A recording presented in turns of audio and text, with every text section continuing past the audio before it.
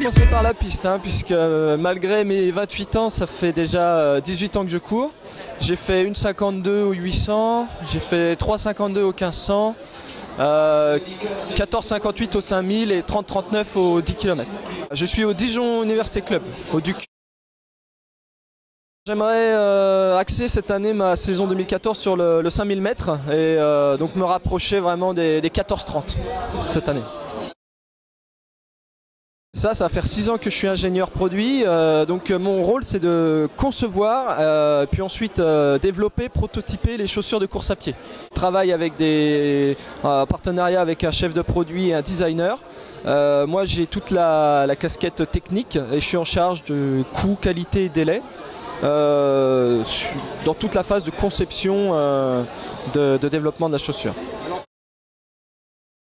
Il faut être ingénieur, mais ensuite, justement, non, il n'y a pas de filière spécifique. J'ai appris le process chaussure sur le tas, donc si j'y suis arrivé, c'est à la portée de tout ingénieur. Travailler sur la pointe Artemide que Sophie a portée pendant les championnats d'Europe. Et donc, il y a, avant de concevoir, il y a une phase très importante qui est l'observation terrain et écoute utilisateur.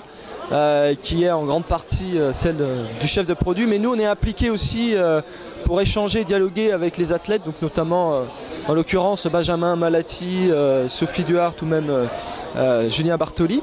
Et donc c'est de l'échange, du dialogue, c'est quel modèle ils ont aimé, pourquoi ils les ont aimés et qu'est-ce qu'ils n'aimaient pas. Oui, il y a beaucoup d'allers-retours, il y en a beaucoup. Une chaussure dans son contexte global met 18 mois entre le moment où on lance le projet et le moment où il arrive en magasin.